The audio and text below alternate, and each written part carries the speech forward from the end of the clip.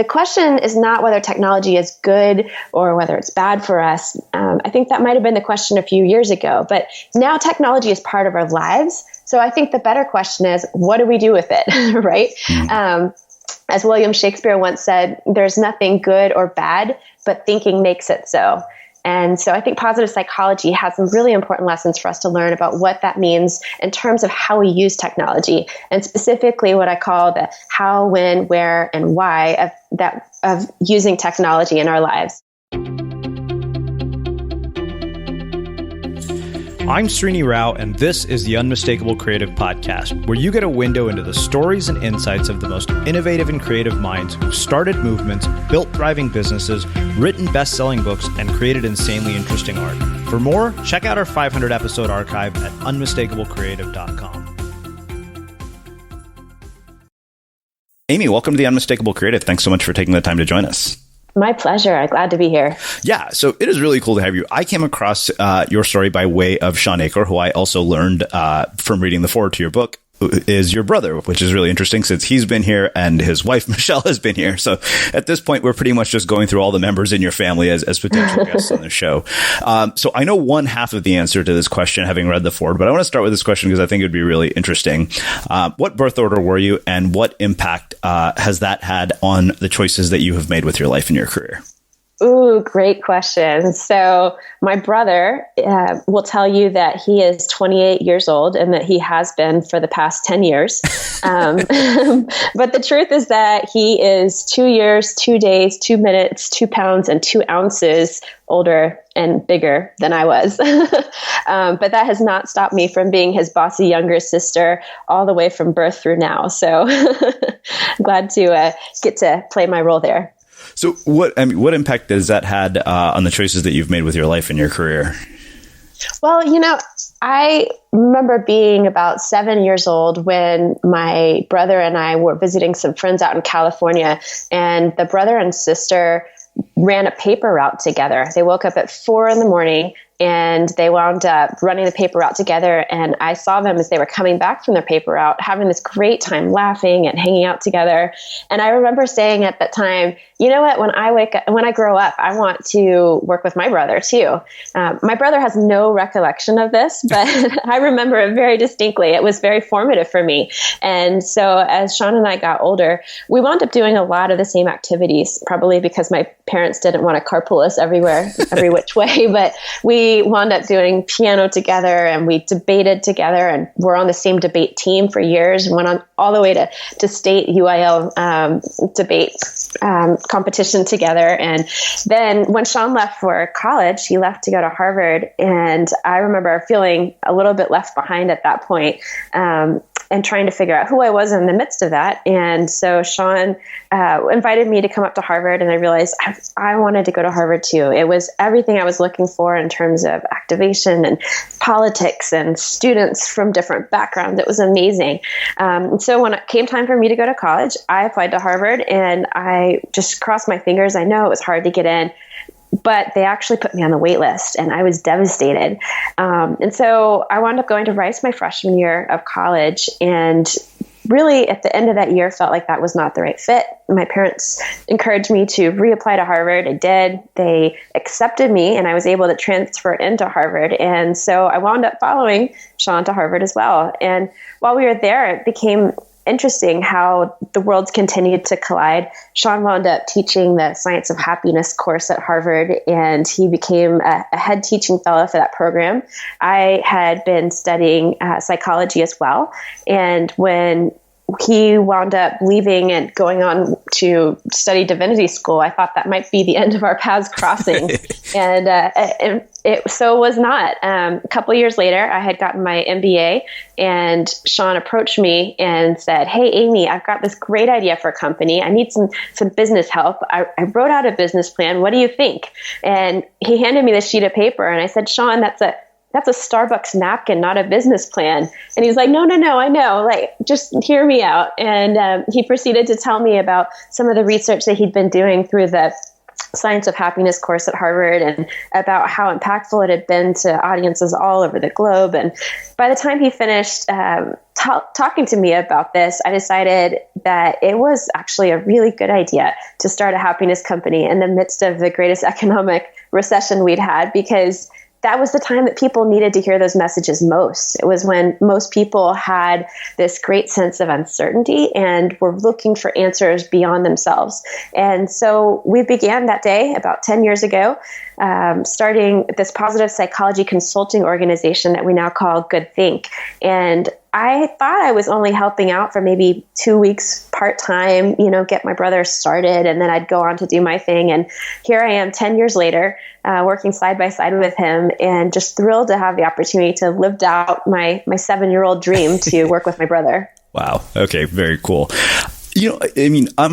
I'm not anywhere near as close to my sister as you are to Sean. This is a question out of morbid curiosity. What is it that enables siblings to have that kind of a connection and bond? Because I've always wondered about it, despite having a sibling and not having that kind of bond with my own, but seeing it in other siblings.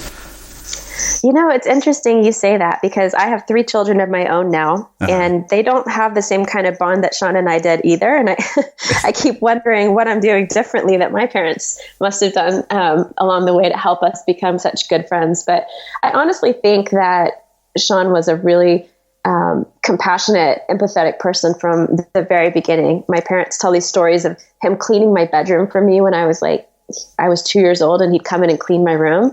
And then as we got older, that switched, and somehow I wound up cleaning his room. And so there's just a weird dynamic. But I do think that my parents really valued family. They really did emphasize the importance of creating memories and keeping the nuclear family to have a very strong bond and sense of identity. And so just since it was the 2 of us, it really seemed to click. I wish I knew the secret, though, to replicate it with my own children, but maybe that's something you grow into or find your way later in life. So I actually have a theory about this. Yeah, you said your age gap is 2 years with Sean. Mine and my sister's is 5 years. And I've noticed all my friends who are siblings that are incredibly close to their siblings have either no age gap, like my business partner Brian and his sister are twins, or their age gap is around 2 years. Interesting. Maybe there's something about the level of competition that we face when somebody is too close or too far apart, but that 2-year gap might be sort of a sweet spot, perhaps. Who knows? Well, the thing about being so far apart is, with a 5-year age gap, like I remember I was a senior in high school and my sister was in 7th grade. So it was pretty hard to relate to her. I remember the moment when I realized my sister and I could finally relate. It was when she started doing things I knew my parents would disapprove of. I came home from college and she said, "Can you buy me alcohol for a party?" And I was like, finally, common ground. Well, I do have to say that my brother did spend some time dating some of my friends in high school, so that might be part of why he wanted to be so close as well. So maybe I had that going for me.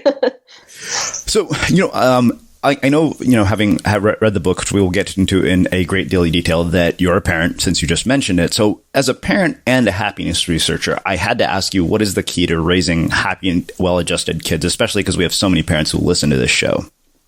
Absolutely. So I think a lot about this. I study it. I try to live it. I'm trying to recreate it on a daily basis. And I certainly have picked up some interesting tools and strategies from the field of positive psychology that I use every day. Like I wind up working with my kids on practicing gratitude constantly. So my kids now are 9, 7, and 4. And I've been doing this about probably 3 years with each of them. So when we go to bed at night, we'll say our prayers, and then I'll ask the kids to say something that they're grateful for, 3 things they're grateful for. And they are so good at it now. And I think that it's because they're trying to delay their bedtimes. They're exceptionally professional at knowing that that's mommy's weakness. But I think that it is one of those proud moments as a mom that even if they are playing me by trying to stay up later, they can rattle off gratitudes like nobody's business. And for me, that's a huge win, because we know from the field of positive psychology that you can't think both negatively and positively at the same exact moment. So even though my middle child is one of the more anxious children that I know, she worries a lot. She's concerned about whether or not she's good enough or loved enough or strong enough or smart enough. And particularly for her, the gratitudes have been so transformational. When she tries to draw a picture and she winds up crumpling up the picture because she didn't do it quite right, she's able to actually look for the good in that moment and refer back to it later. And that development is so much more important to me than whether she makes straight A's at school or whether she's an exceptional athlete. I think that character development is really clutch. Okay, so I knew that there's no way I was going to be able to get out of this conversation without asking you about education, because you brought it up, and I'm always curious from the perspective of somebody who is a positive psychology researcher and a parent. I mean, how do you think about education in its current form, and what is the role that the work that you guys are doing at GoodThink, what is the role of it in our education system? So I've thought a lot about this as well. We wind up speaking to a number of schools through GoodThink, and I have spent some time reading our children's book, Ripples Effect, to a number of elementary audiences as well. So I've got both the teacher and administrator perspective and the young people perspective on this. I think that we have been taught for so long through the education system that we have to be successful in order to be happy. It's something Sean talks about constantly in the happiness advantage. That if you work hard, then you'll be successful. And once you're successful, then you'll be happy. And so there's this drive that we hear about with the Tiger Mom philosophy about work, work, work. And then you're trying to get to this place that eventually you'll be set enough, whether it's through a college scholarship or through a great job, that you've arrived and you've made it. And I think that philosophy, number one, we know from positive psychology, it's backwards. We know that the brain actually performs better when it's happier first, and that's what leads to success, not the other way around. But I think that it's worth looking at why we got to this place originally.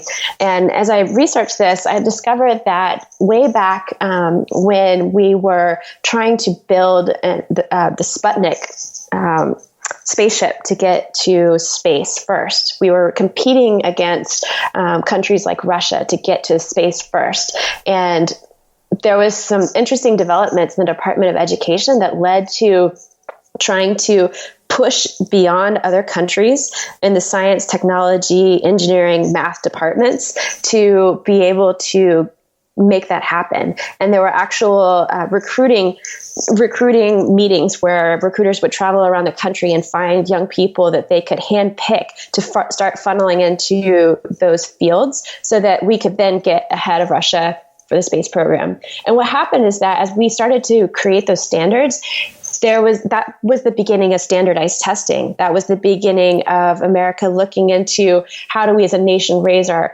scores? How do we make our schools better? How do we judge whether or not we're having great performance? Which is in some ways such a good conversation, and in other ways such a harmful and unhelpful conversation, because education is so much about discovery and creativity and learning for the sake of learning, not trying to get ahead of another country.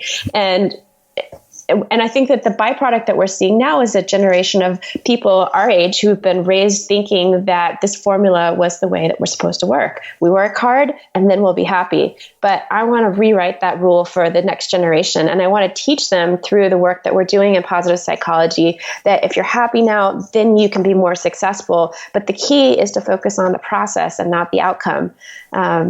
So that's one part of it. I think the other part is really encouraging kids in their natural capacity to be compassionate individuals, to tune into their emotions on a level where they're aware of their mindfulness, they're aware of how they're feeling, they can express and feel comfortable and encouraged to have emotions, and that they are okay to feel positive.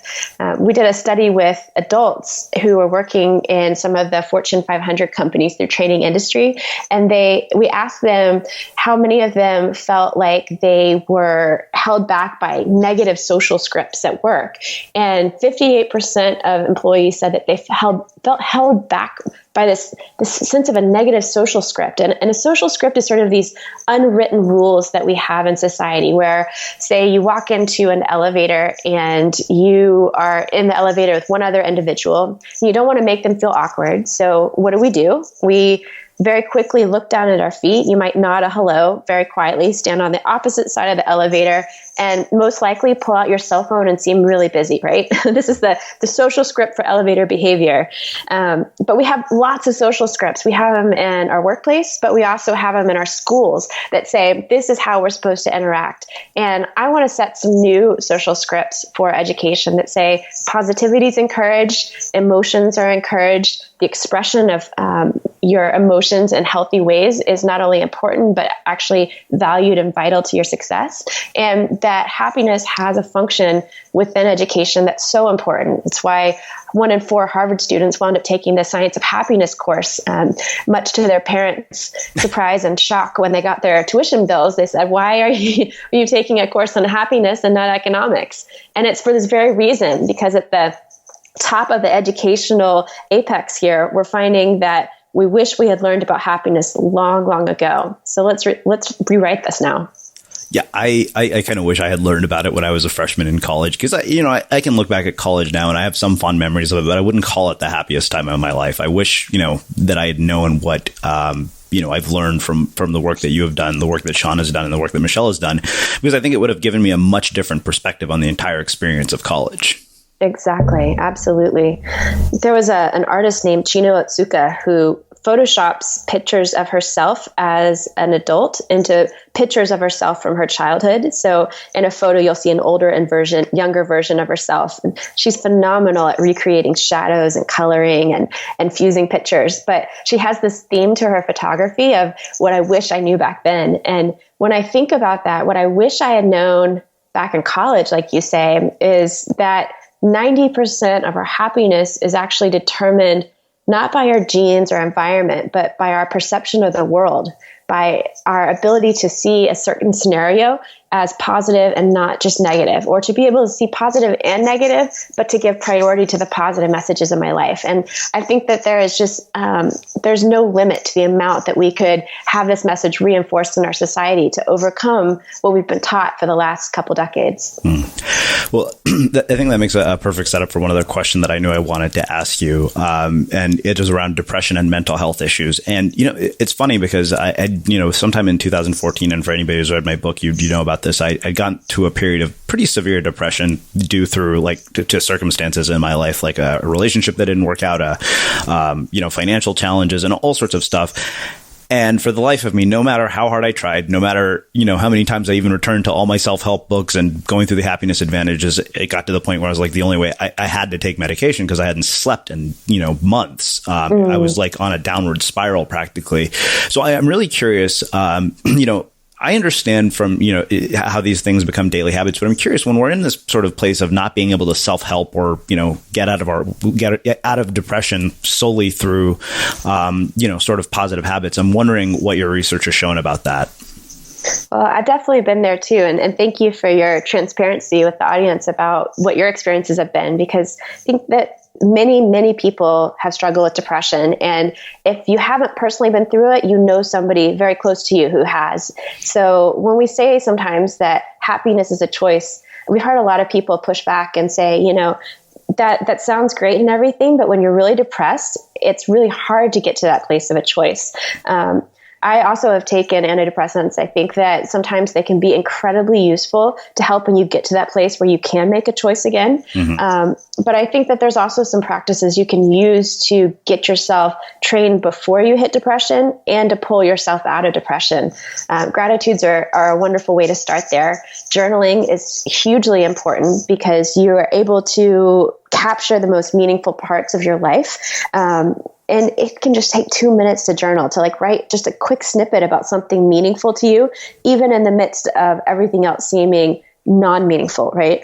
To find that one thing and to hang on to it, because those moments of gratitude or those moments of meaning are what become like a ladder out of a dark hole for you, right? Each gratitude, each journal entry becomes a step and a rung on that ladder, and it can take you back to a place that you wanted to be. But I think as well, it takes a lot of social support, friends, family, coworkers, individuals in your lives who are engaged and invested in making sure that you are healthy. I know that a number of the individuals we see and hear about in the news who wind up having a break, right? They do so because they're loners, they're isolated, they haven't had that kind of support.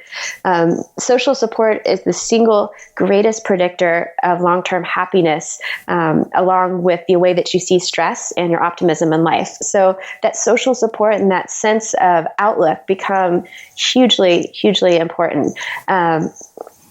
So yeah, those are my best advice on that. Okay. Well, I'd love to get now into the book, but I want to start by asking what prompted your interest in the idea of the future of happiness in particular? Interesting. So, we speak at GoodThink to audiences all over the globe. We've traveled to over 50 countries now. We've had the opportunity to speak to audiences from the Super Soul Sunday sessions to getting to talk at the White House or Google, the MBA, as well as working with school children in Soweto, South Africa, a women's college in Dubai, talking to high school groups. I mean, really, we've spoken to the gamut. And I think that what has been so interesting to me is that when we started the company, the questions really centered around the uncertainty that people were feeling in the midst of the greatest economic recession since the Great Depression. That was 2007 when our company started. In recent years, the question has turned significantly to less about uncertainty about the future, to more of how do I deal with distraction in my environment? How do I deal with feeling overwhelmed with the digital devices and the expectations from employers and friends about communication? And I think the reason that these topics are rising up now is because our brains are just now catching up to the trends that were happening with innovation. We know from the more than more strategy, actually it was originally called the More strategy, that said that the microchips were speeding up every single year.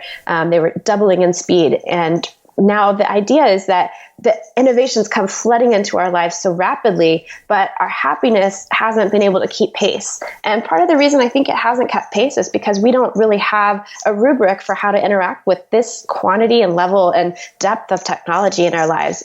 And so as I got more and more questions from audiences I spoke to about this, I started to dig into it. Dig into the research and dig into some of the best and the worst of technology and what it's doing to our minds and our happiness levels. And throwing myself into this, I realized it was a question I had for myself. The book is in many ways a letter to myself about how I want to interact with the world, how I want the world to look in the future, how I want my behavior to become. And I hope that it helps other people through their own process of thinking about these things as well. So I don't know about you, but vacuuming is not one of those things that I ever look forward to doing. But as you know, your environment has a huge impact on your creativity. So I still like it to be clean wherever I'm living and working.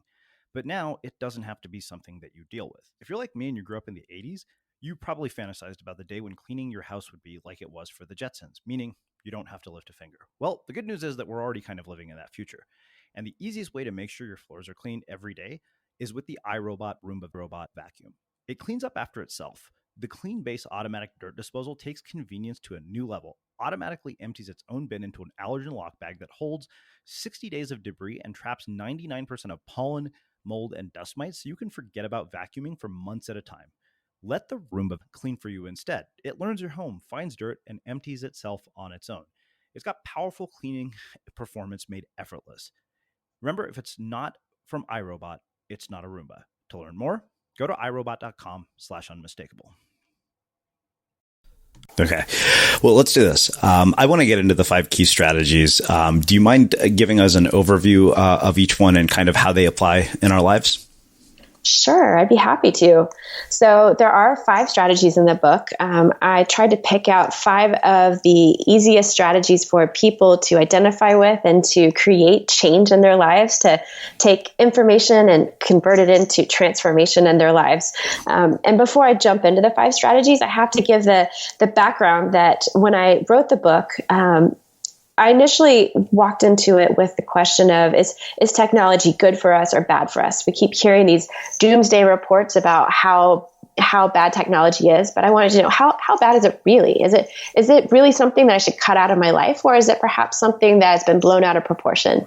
And so part of the first 5 strategies is looking into that very question about, is technology our friend or is it our foe? Is it something that can help us or hurt us? And where I came to with the book was that this is actually the wrong question.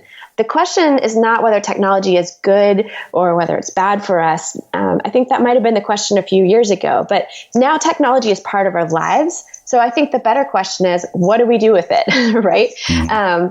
As William Shakespeare once said, there's nothing good or bad, but thinking makes it so. And so I think positive psychology has some really important lessons for us to learn about what that means in terms of how we use technology, and specifically what I call the how, when, where, and why of using technology in our lives. So strategy number 1 is focused on staying grounded. It's about how do you focus and channel your energy with intention, knowing how incredibly distracted we are by our devices. What can we do about it? One of the most shocking statistics that I uncovered in my research was that the average cell phone user or smartphone user picks up their phone, opens it, and unlocks it 150 times a day. Now, if you think with me and conservatively estimate that each time you open and close your phone and check something, it takes you approximately 1 minute, that's actually 2.5 hours of your day just unlocking and locking your phone again, which is crazy, right? Like, imagine what that does to our productivity. If you multiply that times 365 days or times the number of hours in the year, you find that 38 days each year are spent on opening and closing your phone. So that's major, right? That's incredible distraction. That's, 1/12 of our life, completely different than it was 10 years ago before the smartphone hit the market. So when we're thinking about this level of distraction, we got to really think strongly about, okay, I know technology is going to be out there. I know distractions will always be there. So what am I going to do about it? And so I focus on helping people to ground themselves with intention by plugging into what I call the third prong. So if you think about electricity and you plug in a plug into a wall, if it doesn't have that third prong on it, it's very easy for the energy to not be channeled properly and for you to get shocked. I think that we all are familiar with what happens when we get shocked now with too much technology in our lives and just burn out, right? So the idea is to use this third prong, and the third prong is made up of your personal values and beliefs about the world. What is it that drives you to want to use technology in a helpful way? Do you value quality time? Do you value productivity? Do you value having the latest, greatest tools to accomplish your job? Do you value having downtime in your life? And however you create that set of values in your life, that should be what determines and helps you identify your intention about technology. So part of the book talks about the difference between different tech personas that we each have. We're all familiar with early adopters, people who are ready to take on the latest, greatest technology. And then there's resistors. These are individuals who have been pushing back against technology for a long time. They have been resisting getting a smartphone. They may hang on to their flip phone as like a badge of courage. And then you have acceptors. These are people who are like, I don't love technology, but my boss says I have to use it, so here I am. And so they're sort of following trends, but they're not leading or resisting the trends. And what we're finding is that those tech personas actually are domain specific, right? So if you are a surgeon, you might be an early adopter for technology at work. And at home, you might be a resistor because you don't want technology in your space at home or for your kids, or it's a personal choice. So knowing that about yourself, then you set intentions about, when I'm at home, this is how I want to act. Or when I'm at work, this is how I want to act. Writing it down, being explicit, and then following through. And that process sets the stage for the rest of the book, because the rest of the book is really focused on some strategies that you can use to help you to use tech for those best and highest purposes as opposed to a distraction. So that's strategy 1. Okay. Crazy. Strategy 2? Yeah, go ahead. 38 days. I mean, that's like a month-long vacation. Right. It's shocking. It's shocking. I mean, I knew that it was bad as somebody who spent a lot of time researching this, but that is shocking. 38 days. Shocking. Like, to think that you could get back 38 days of your life just by leaving your phone out of the room. Right. It's crazy. And yes, we make the argument to ourselves that we're being more productive by being on our phone. It means maybe we answered the emails on our phone instead of a laptop, or maybe we're able to accomplish more than we could before. But regardless, I don't want to spend 38 days unlocking and locking my phone. I just don't. My other crazy stat that I uncovered was that the National Center for Biotechnology Information has recently reported that the human attention span has dropped below that of a goldfish. It's now only 8 seconds. That. Yeah. It's crazy, right? I mean, it's very convicting to think about that. So I have one comment on this. I went on a date last week sometime, and I turned my phone off for the entire date. And the quality of the interaction was drastically different than ones I've had, before. And I was like, wow, I should always do this. I'm a much more charismatic person when I don't have my phone on. That's interesting. That's a great story. At the very least, just keeping it out of line of sight. We find that the mere presence of having a cell phone in your line of sight impedes communication because you're expecting that something might come through. It's like we're like Pavlov's dogs that you are so trained to hear a beep. And because so many phones have the same beep, we actually respond to other people's phones in our environment, even if it's not our own. So I've done that. Cut that, right? It's like, oh, is that my, oh, no, not for me. Sorry. Yeah. So setting those good boundaries for ourselves is hugely important. Cool. So strategy number 2, ready to move on? Yes. Awesome. Strategy number 2 is all about knowing thyself. And it's a phrase that comes from the Temple of Apollo that was inscribed in the old Greek communities with this idea that is so important to know who you are. In fact, it's the most important thing because that shapes all of your choices, or what I call micro decisions in your life. So if you think about every little choice you make along the way throughout your day, it's probably about 200 micro decisions that you are faced with. Do I wake up when my alarm first goes off, or do I snooze? Do I have coffee, or do I not? Do I take my usual route to work, or should I take the scenic route, right? All of these little bitty choices we're making actually have major impacts and cumulative impacts on the rest of our day. And so the more you can know about who you are and what patterns you have, you're raising your consciousness about your behavior so that you can then make better choices, right? When you're not conscious of your behavior, you're just reacting. But my goal is to use technology to help us be proactive about our choices. And so some of the really cool ways that we can learn to do this is by using some technology apps that can help you gain that awareness without taking your time. So one of my favorite apps is called Unplugged, and the Unplugged app will actually track your usage of your phone in the background. And it'll tell you how many times you open and close your phone. It'll tell you how long you spend on each app, and whether or not that was something that was a pattern over time, or if it was just a limited one-time use.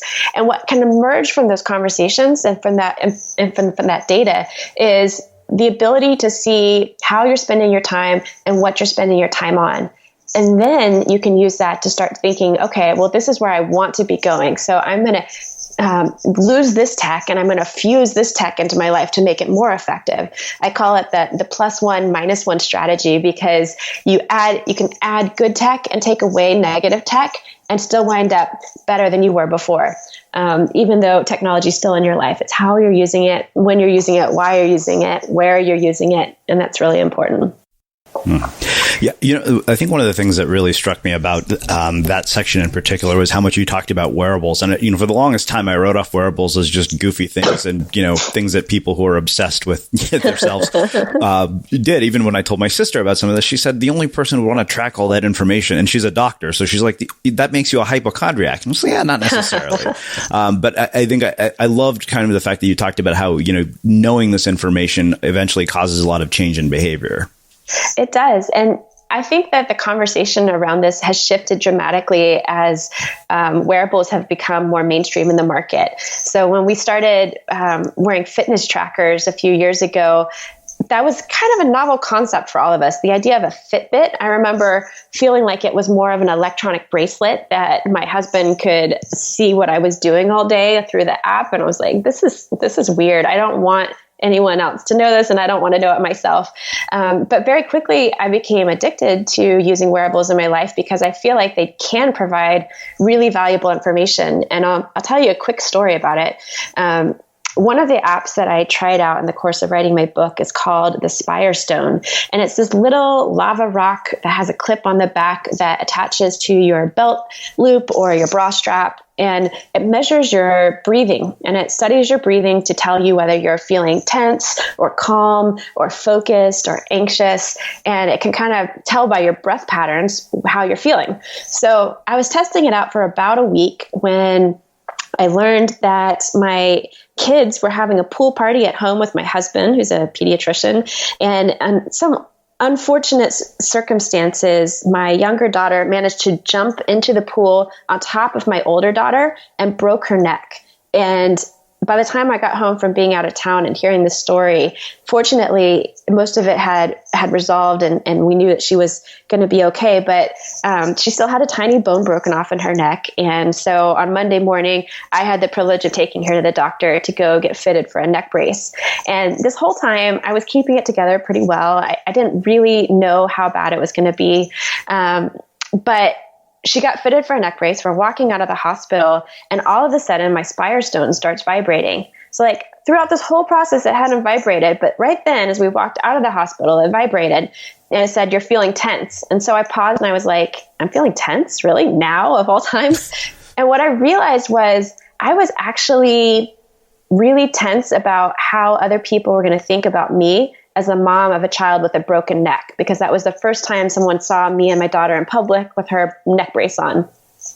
And I'm kind of ashamed to say that, but it was a genuine mommy moment that struck me. And it enabled me to raise my awareness in about 30 seconds and to completely pivot and switch my perspective on that to say, hey, you know what?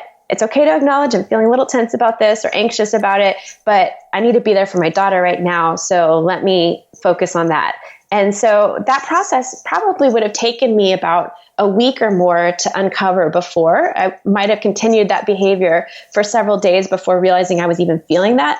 But the Firestone was able to just have a quick vibration to remind me, hey, something's going on. You need to pay attention to it. That was one of the first times I really felt like a wearable was super valuable to my sense of awareness and identity, and helped me make some better choices in about 30 seconds flat. Wow. It makes me want to buy one. Like I'm thinking to myself as you described that, I was like, wow, I would probably be able to figure out what my most sort of optimal times of day are when I'm going to be the most productive and focused and calm. Absolutely. It also helped me realize when I wasn't breathing, which apparently is a lot. I was surprised. I am kind of an anxious person naturally. And so my breath patterns, I knew that this might be helpful to me. But to be able to see it in real time and to be able to short circuit that pattern really quickly by watching in real time my breath patterns go up and down, I was able to remember to breathe on a much more natural basis than just stopping to meditate once a day. I felt like that kind of feedback loop was really important. But I'll say that, part of the process of learning about wearables is that not every wearable is for every person. And in fact, in the process of testing these wearables, my nightstand turned into a sort of Niagara Falls of wires and cords and charging devices. And I literally hated looking at the pile of them because I felt like overwhelmed by just the quantity of helpful tech right there, right? Like I'm not using it. I need to be using it. I'm supposed to be testing this. But I think that my new strategy, having emerged from this process, is to pick one technology that would be helpful for me based on my intention and try to use it for 21 days to form a lifelong habit and then move on. Don't wear a wearable for the rest of your life. That would be just an imposition on who you are, but just use it for a short-term investment in becoming a better version of yourself. Whether it's a posture trainer that helps you learn how to sit up straighter, or something that helps you breathe better, or that helps you drink more water. There's so many different apps out there, but I strongly suggest just picking one and sticking with it and seeing how that works for you. Okay, so let's get into the other three: the train your brain, creating a habitat for happiness, and conscious innovation.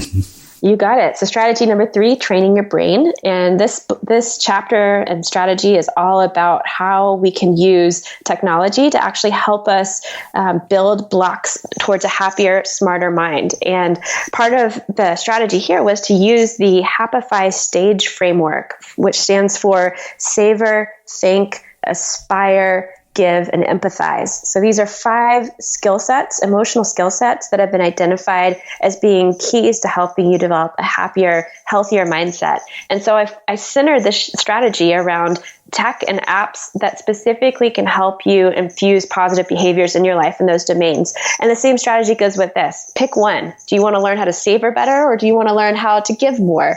If you do, pick one app, try it out, and move on from there. And what we're trying to do here is to train your brain through constant reminders using positive notifications, not as distractions, but as reminders to get to somewhere we want to be. Because we know that simply writing down goals increases the likelihood that you will accomplish them by 42%. So having an app then increases that percentage of accomplishing them even more. It's that accountability check that sometimes can be really, really important on our lives. But it only works if you're really, really focused, not if you're trying out 400 apps like I was at one point. That's not a good idea. Very cool. And then what about the idea of creating a habitat for happiness? Habitat for Happiness. This is one of my favorite chapters because it comes out of the idea, it comes out of my work with Habitat for Humanity.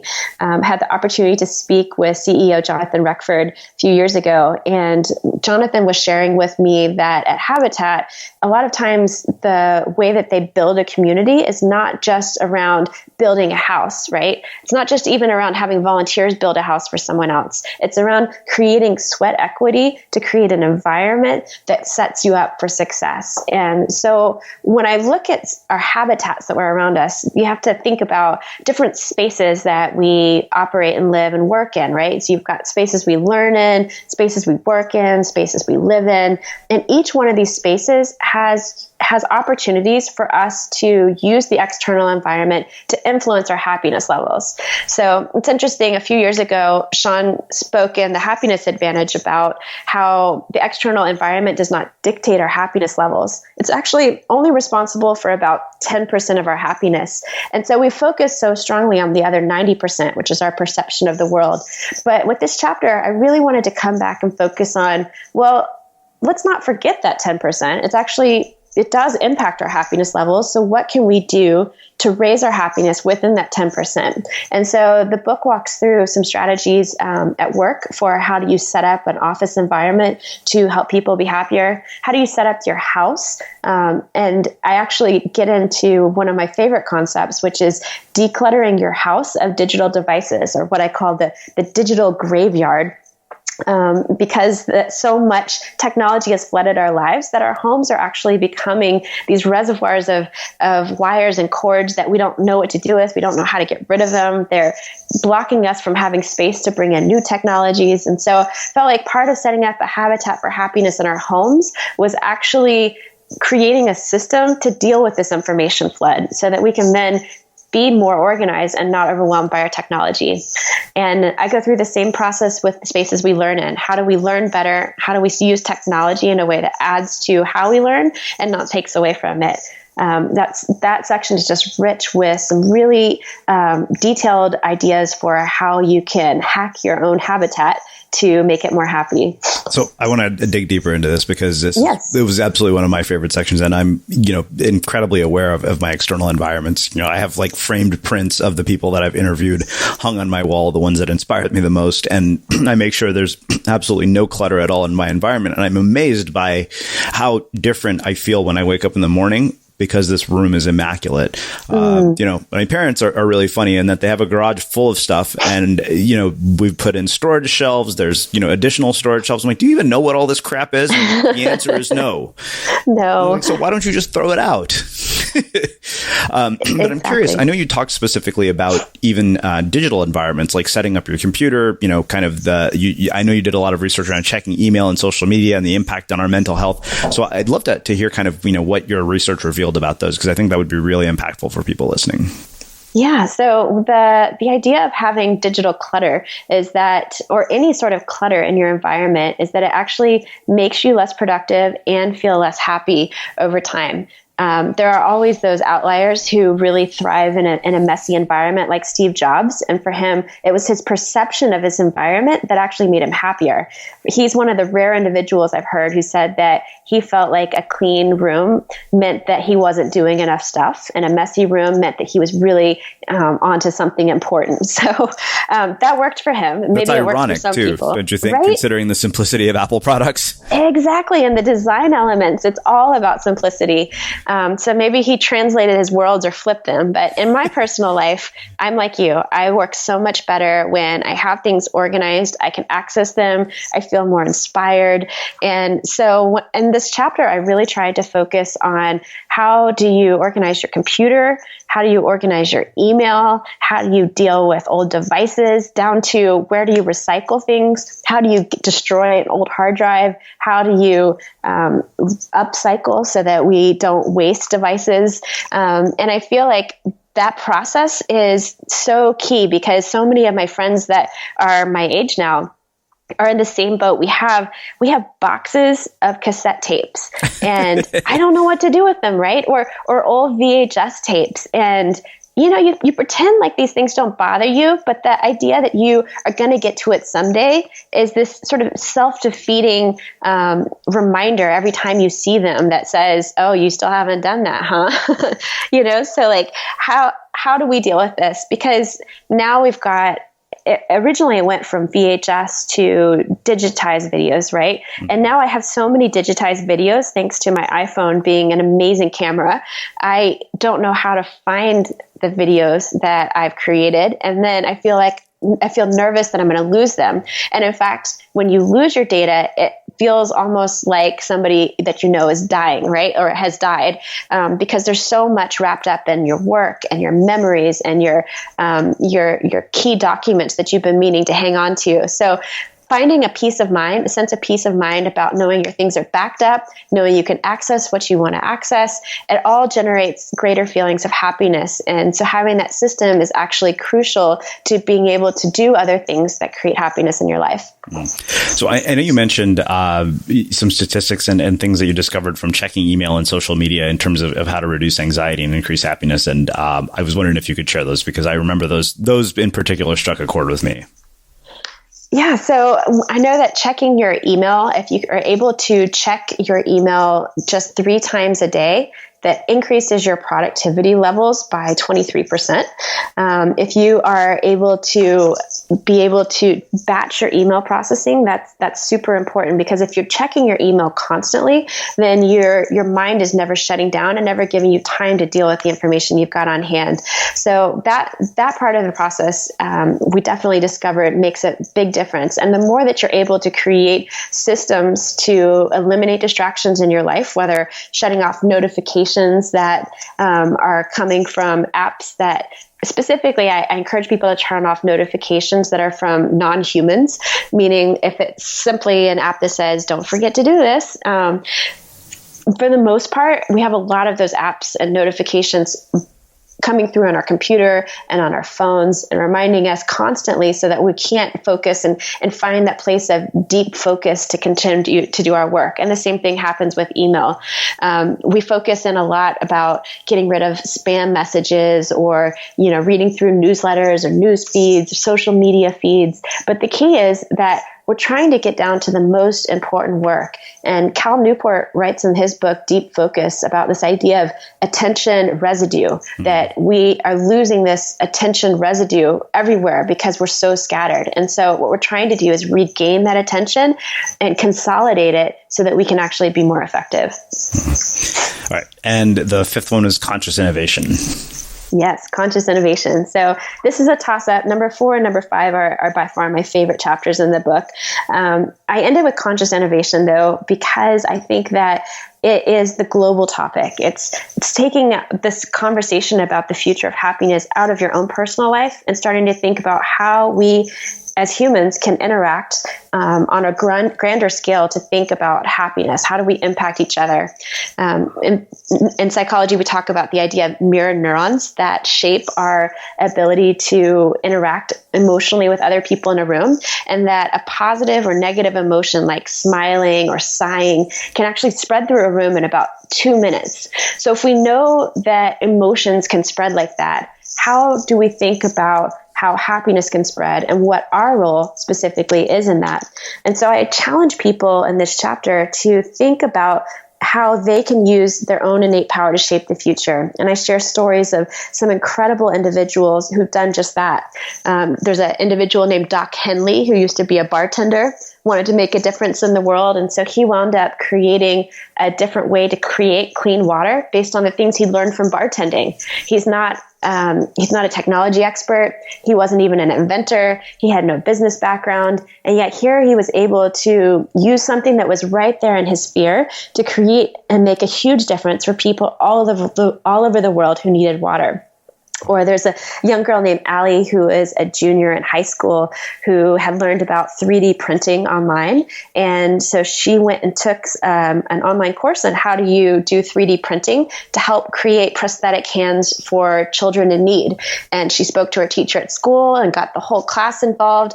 They wound up doing a summer program where they printed 12 hands for children in need all over the world, where each hand only cost about $30 to print, but the manual labor and the time and the knowledge that was created there was able to be replicated to help so many other kids just through the process of learning on the computer. Didn't have any expertise or knowledge prior to that.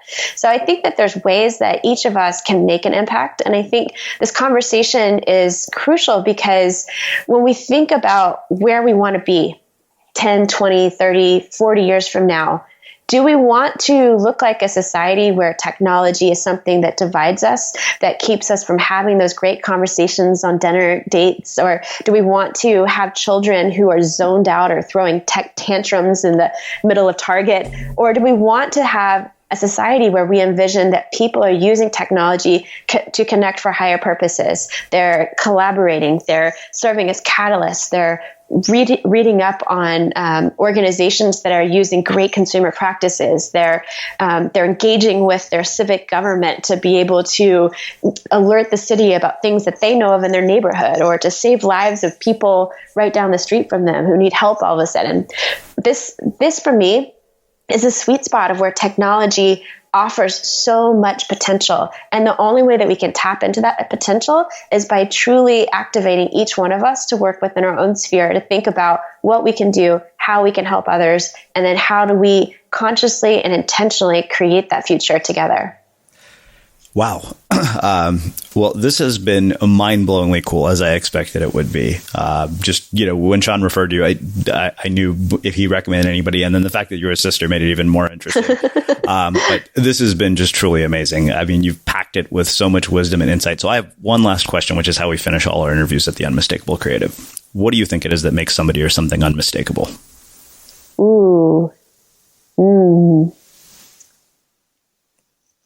Unmistakable. I think what makes somebody unmistakable is their perception of the world. I think we know that individuals each see the world in a different way. We can all hear the same information, we can go to the same places, but we all perceive it differently based on our experience. So to be able to create a sense of perception that's so finely attuned to others around you is something that makes you more creative and lifts you up to be able to be a unique individual offering something amazing to society. Well, I think that makes a really fitting end to our conversation. Where can people learn more about you, the book, and your work? Awesome. Well, I would love for them to come join me on my website. It's amyblankson.com, or you can check out the book at futureofhappiness.com. Awesome. And for everybody listening, we will wrap the show with that.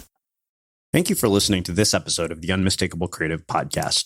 While you were listening, were there any moments you found fascinating, inspiring, instructive, maybe even heartwarming? Can you think of anyone, a friend or a family member who would appreciate this moment?